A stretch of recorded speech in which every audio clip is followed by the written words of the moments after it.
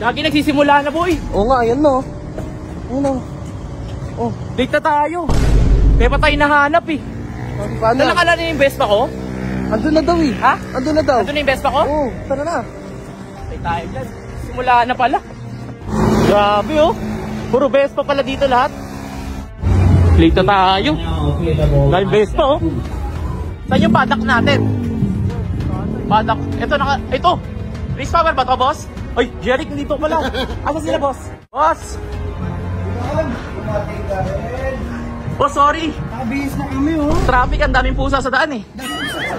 Oo. Late pa rin. Yan, yun lang hinihintay dito. Kanina pa namin nakabit yung unahan. Hindi kami makalis, nakabihis na kami lahat. Sorry, boss. Alam ko na yung race power shock mo. Mabilis na ba ikabit tong race power shock? Yes, lang tol. May warranty to, sir. Kapag nasira, pwede itong ipalit anytime, ha? Pwede sa best mo to, boss, ha? At yan. Yan. Ganyan lang ba ikabit yan? Lang yan oh. Ano yung best ko, boss? Parang ganun, hindi naman makilala. Bakit yung tsura ito? Malinis eh.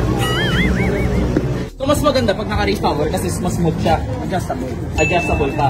Dito, boss, ito yung ina-adjust. Paano ko patigasin to, boss? Ito, pag dinagdag mo yung plus, siyempre pag plus, patigas. Oo. Pag minus, palambot. Mas meron pa yan dito sa taas. Yung rebound. Dito mo ang tatawag doon. Dito mo dudukutin yung rebound.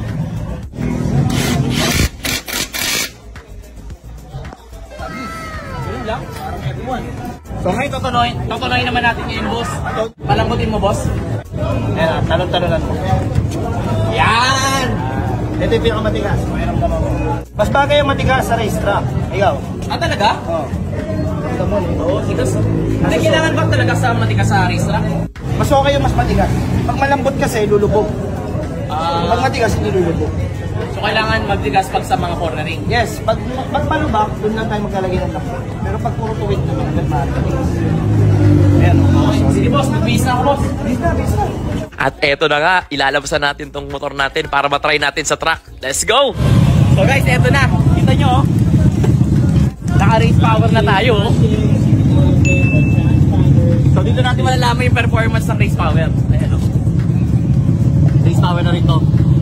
Sa unahan, tsaka dito sa rear. Kasabay natin mga Vespa users. Ayan, oh. So nilagyan na rin natin siya ng mga scotch tape dito. Lagyan sa scotch tape para kung sakaling huwag naman masempla. Hindi siya magkalat-kalat. Ito pa sa likod mo. First time ko na gagamit dito sa Carmona nung Vespa natin. Ito si Puti. Tayo na susunod. Ibo Turismo. Ibo Carbon. Tignan mo, parang lalaban eh oh. May gustong patunayan. Alam mo, sasana ko sa piyesta, kailangan makulay.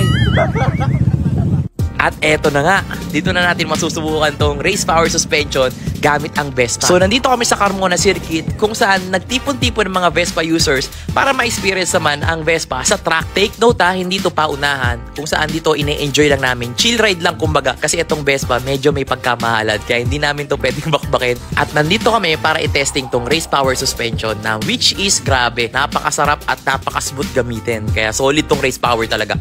Second batch ulit tayo. Gamit ba natin? At dito, medyo inulit namin kasi nabitin kami. Kaya naman pumangalawa ulit kami dito. Tapos eto, medyo gamay na namin yung track. Kaya medyo binibilisan na namin pa konti-konti kasi ang sarap. Enjoy na enjoy namin tong race track. Kaya maraming salamat din sa nag-organize na tong Vespa Pilipinas. So, shoutout sa inyo at maraming salamat. Thank you. Grabe, solid. Grabe. Ang sarap. Ang sarap sa bangkingan nito. Itong race power. So may bigay ako ng race power dito sa mag-like, comment, share ang video na to. Maraming salamat sa pag-invite sa dito sa Race Power Vespa Pilipinas. Thanks so much.